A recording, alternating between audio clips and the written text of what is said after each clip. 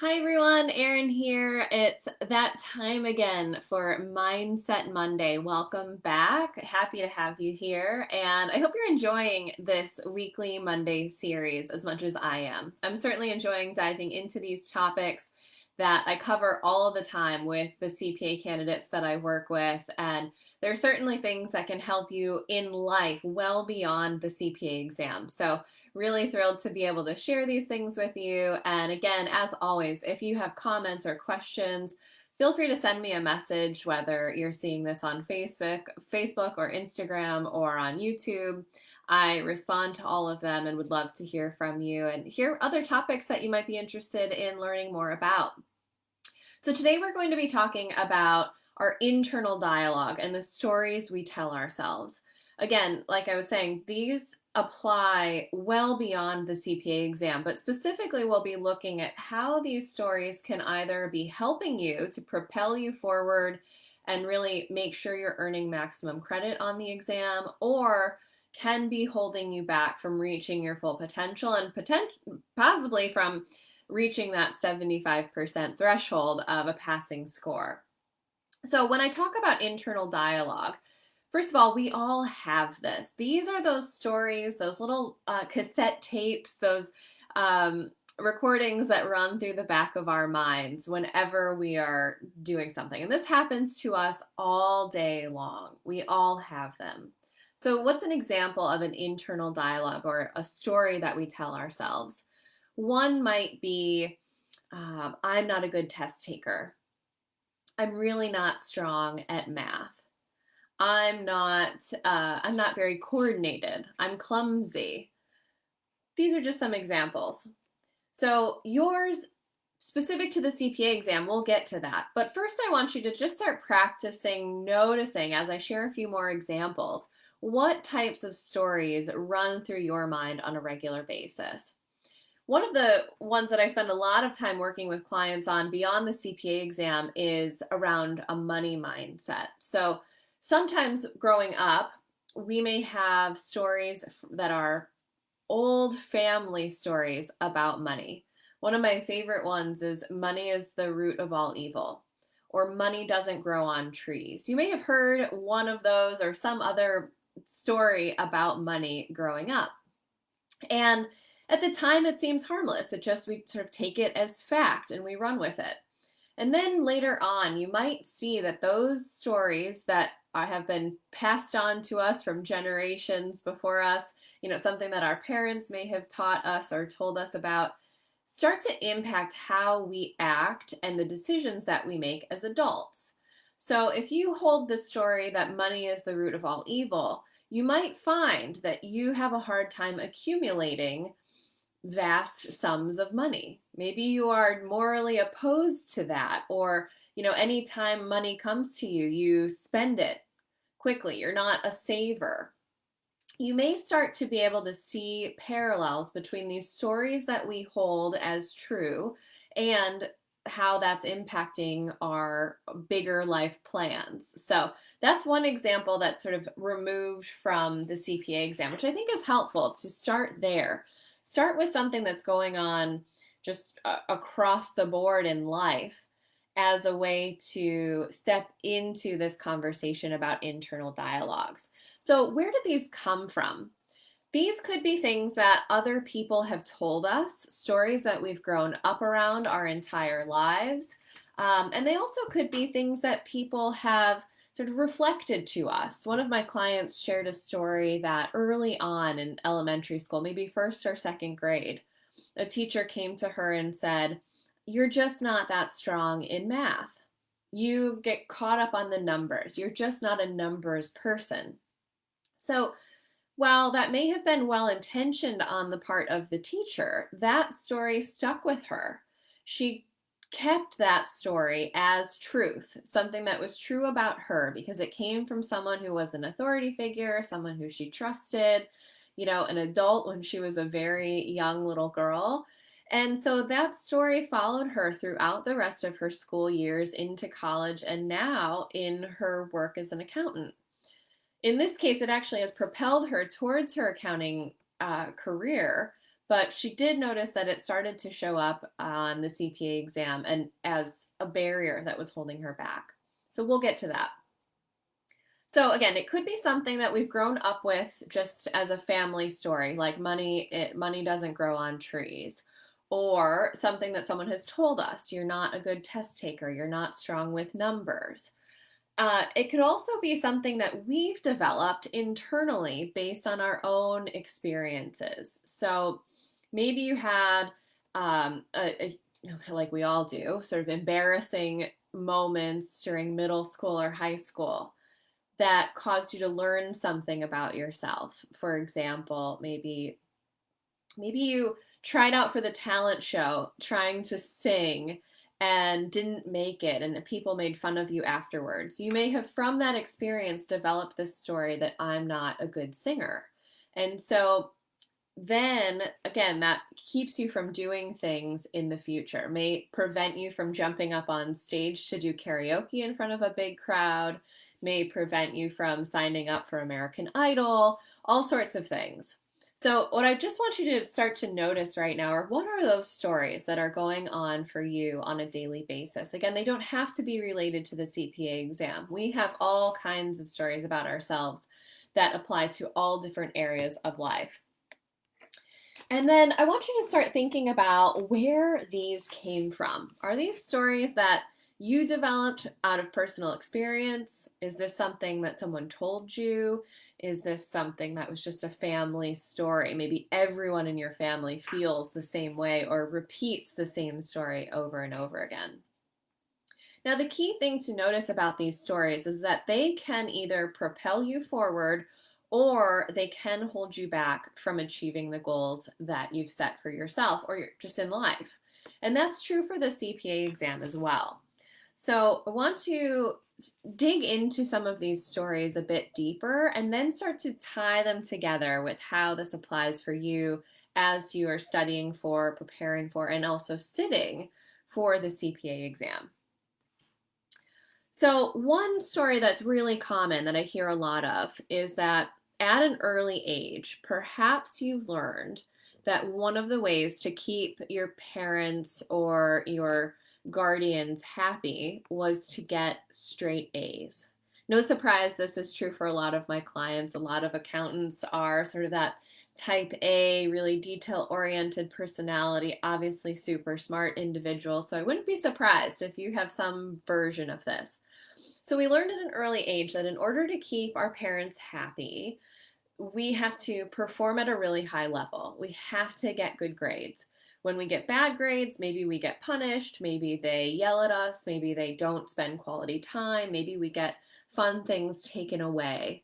There were consequences to not doing that, to not performing at that level or meeting that goal. So now, first of all, now that story has served you in a lot of ways throughout your life. You learned it at this early age, and then as a consequence of that, you've gotten good grades, which no one can fault you for, right? That is a good consequence, a good outcome of this story. But now you're sitting for the CPA exam, studying for it, and you might come into it with that same mindset that in order to perform well, in order to have people be proud of me, in order to be proud of myself, maybe, I have to perform at this super high level. That may translate into having a lot of pressure on yourself during this exam, a little bit of a perfection tendency, right? Wanting everything to be perfect before you move on, which is really challenging when it comes to the CPA exam. Might have worked in middle school math class, not necessarily the mindset that we want going into the CPA exam. So this perfectionist, while it has served you up until now, or this high standard, whatever you want to call it, you may be seeing that now it's backfiring on you with regard to the CPA exam. As a side note, that's also going to backfire on you in terms of a work approach later on. We all reach a point in life where our jobs get more complex, and those things that worked for us to get us to this point all of a sudden aren't working anymore. So if this is what I say to my clients all the time is addressing these mindset challenges through the lens of the CPA exam is it's almost like a playground. We get to practice on it here, perfect and address these mindsets that are holding you back here during your CPA exam journey so that they don't become an issue later on. And so that you can take the benefit of this learning and apply it in your day to day, in your personal life, in your work life, and everywhere. So, really cool stuff. So, you may see that these stories then start to hold you back, start to impact either your effectiveness, your efficiency, or your experience with the exam. So maybe you're still producing good results by using that mindset or that story that you have to perform at such a high level. But it's impacting your experience. You're stressed out, you're burned out, you're having no fun at all, you've cut yourself off from all of your friends and family, and just a lot of pressure and impacting your experience of the exam really negatively. So let's talk about a couple of other stories if that one doesn't resonate for you. The few that I hear a lot are, I'm not a good test taker, or I've never been good at economics, or I've never really understood auditing, for example. You could really insert any topic there that's true, but this whole idea that I'm not good at or have never been good at this particular topic, or I'm not good with numbers. You can hear even in the language of that story that it's a very fixed story. I'm not good at it, period. Not, I'm not good at it yet, or I'm not good at it right now. The story always says, I'm just not good at it, which is, again, very fixed and pretty limiting if you think about it. So let's start to identify what your stories are specific to the CPA exam. Maybe I'm not a good standardized test taker. I've never been able to understand anything like that. I'm too tired. I'm too busy. I'm too burned out. Those are fair stories too. They may be holding you back from even getting started on the exam. So then it's important to understand, or at least to kind of reflect on, where those stories came from. Maybe think back to where you learned that for the first time. If it was somebody in your life who was important that told you that or reflected that to you, or maybe it's something that you learned from a personal experience. Now, our intention here is not to make that person wrong or make you wrong for having developed these stories, but rather to have you be able to hold that story with compassion. Understand that likely whoever said that to you was well-meaning, likely didn't have the intention of having these long-term ramifications or having it hold you back on your CPA exam. For example, that teacher that told my client that she was not good with numbers was probably just trying to encourage her in a way, right? Make her feel like it wasn't something wrong with her, but just this isn't your strong suit. And so maybe you want to consider something else in terms of a hobby or a career path or a school path. I don't think that that was shared with malice, right, to make that person feel bad. But they took it on as fact about themselves. I'm not good with numbers.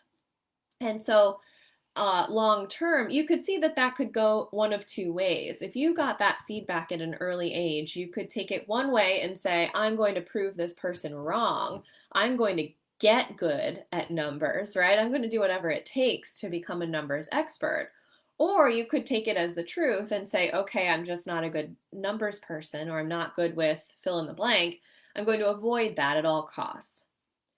So again, it was intended with hopefully, kindness in her heart, not with malice. It had started off with good intentions, and then we have a choice in what we do with that information.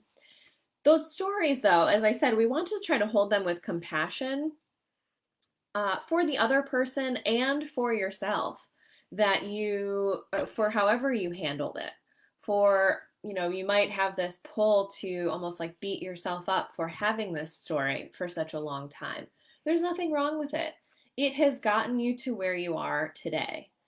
It may have also kept you safe, kept you out of harm's way or kept you out of situations that otherwise could have not gone well for you. The example that I always use is like the example about singing in a school competition. I've never been a singer, but I have always had a story about myself that I'm not a great singer. It's possibly true, but so that story about yourself that you're not a good singer may, as we said, prevent you from jumping on stage and further humiliating yourself, or from chasing a path that ultimately would not be fruitful for you as a career, right? Some people just don't have the skills to go and be a professional singer. So in this case, it could be factual. On the other side, it could also hold you back potentially. Your story could be holding you back from experiences that are positive in your life. If you've got a story that I'm not an athletic person or I'm clumsy, it may have you not put yourself out there for a sports team that you may be interested in and may actually have talent at doing. You may not sign up to do physical type activities that may actually prove to be something that you're passionate about or something that you enjoy. So we have to take a step back from these stories and identify, is this helping me or is it holding me back? And is it fact or is it made up? Have I just accepted it as fact when in reality it might not be, right? You may not actually be a bad singer. Maybe you had a bad day. Maybe if you got some singing lessons and pursued that further, we could find out for sure. So similarly with the CPA exam, we have to take these stories that we tell ourselves and identify where they came from. Again, not to make that person wrong, not to make yourself wrong for it, but rather to be able to hold it with some compassion. We don't want to just try to change it and get rid of it. We actually want to understand it. We then want to understand, is this true or is this something that has been made up about me? And the other interesting thing to reflect upon is, what is this making impossible? What is this story making impossible for me? So if I have this story that I'm a bad test taker, it's likely making my success on a standardized test really, really challenging, if not impossible. If I'm walking into that testing center already feeling defeated because I'm not a good test taker, and the odds are stacked against me because, in fact, I am going to take a standardized test, that's not a great place to be coming from, compared to the person next to you that's going in thinking, I'm going to crush this standardized test, right? Where they don't have that disempowering story about themselves. So, what is it holding you back from? Sometimes these stories, while they were well-intentioned and maybe started to keep you safe, can now become excuses or things that are really just protecting you from something else entirely. Let me give you an example. Let's just go with that test-taking example, since we've started there. So if I'm the one that has the story that I'm not a good test taker, first of all, I am walking in sort of behind the 8 ball or as the underdog, right? Me versus this standardized test that I'm going to have to go take. So you're already sort of geared up, but you're also almost primed for defeat in a way. So if I'm saying to myself, I'm not a good test taker, and then turns out I fail the exam, in an interesting way, it's almost like I've prepared myself for that failure. And by telling myself all this time that I'm just not a good standardized test taker, I've almost been preparing myself or softening the blow for when that failing score comes in. That way, that failure doesn't actually have anything to do with me. I don't have to take responsibility for it. It's about the fact that I'm not a good standardized test taker. So, not about me, it's about something else. It's about this other thing. Or it's not, my failure has nothing to do with me. It's just that I've never been good at economics. So I was sort of doomed from the beginning. It separates you from the potential hurt the potential exposure or vulnerability that lies in taking on a big challenge like the CPA exam. So by setting ourselves up for failure, softening the idea of failure from the beginning, then if or when it happens, it doesn't mean anything about us, which is good because that means that we're not fatally flawed. It just means that we've got these, little nuances or things about us that we can't do anything about.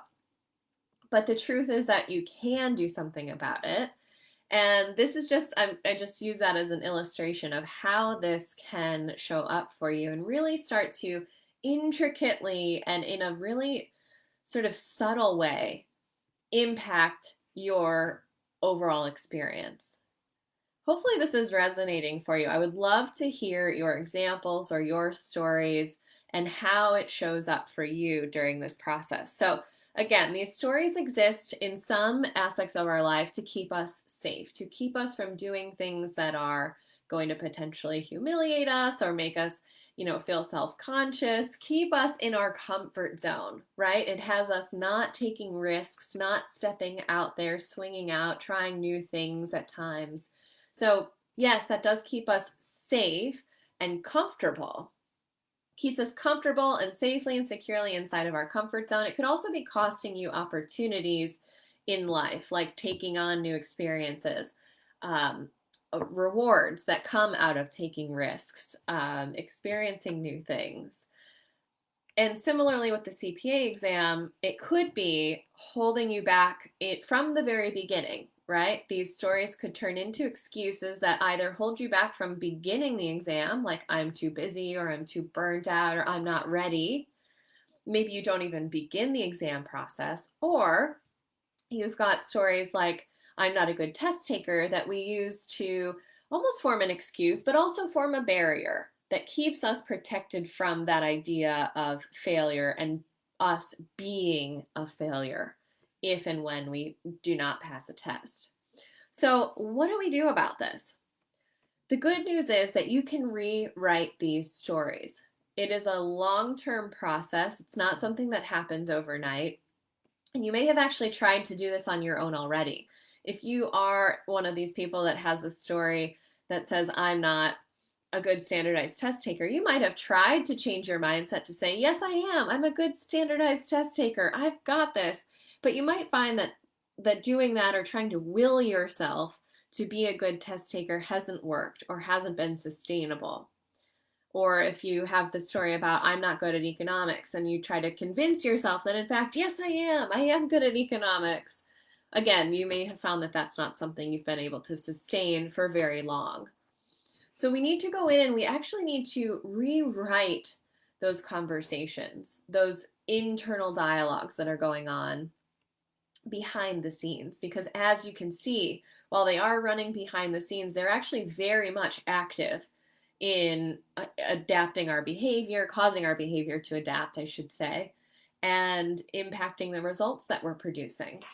So it's just as easy to have the conversation that says I'm a bad test taker as it is to say I am mastering my test taking skills, or to go from having a story of I suck at this, I am terrible at fill in the blank topic, to I'm getting 1% better every day. Either way, we're holding a story. We just need to choose which path we're going down. Are we going to use this as motivation, or are we going to use these stories as something that we allow to hold ourselves back? So we need to replace those stories that you hold near and dear in terms of the CPA exam, especially if they are holding you back, and replace them with something that is more empowering. Why is this important? Well, if you go into your next study session instead of thinking, I've always been terrible at this, and instead going in thinking that you are aiming to get 1% better every single day, it's going to open up a space for learning. It opens up the possibility that you can get better at this. We talked about this in a previous Mindset Monday about a growth versus a fixed mindset. I want you to go into this approach, into your exam with a growth mindset. Those other ideas are very fixed. even in the languaging, in the how we talk about them, I'm not good at. It's very factual. It sounds very factual. It's very fixed. So we need to shift that into something that we have control and responsibility over and start to identify areas and be self-reflective about, are these stories holding me back, or are they helping me to get to the next level? Ultimately, you have control over how this experience goes for you. There are certain things, of course, that we can't control, like you do have to take each part of the exam. We can't just avoid certain aspects. We don't know what's going to show up on your exam exactly, but your mindset is absolutely something that is inside of your control, and it can have a huge impact on your results and your experience between today and your exam day. So that's all for today in terms of the stories we tell ourselves. I'm really eager to hear what stories you are telling yourself. Please send me a message. I would love to hear about it. I'd also love to hear how you see it's impacting your progress or impacting your experience. And I might be able to help you navigate through that. I'd love to explore it with you, and I hope to see you soon. And be sure to join us next week for another Mindset Monday at 11 a.m. Pacific, 2 p.m. Eastern Time, right here on Facebook and also on Instagram and YouTube. Have a great week.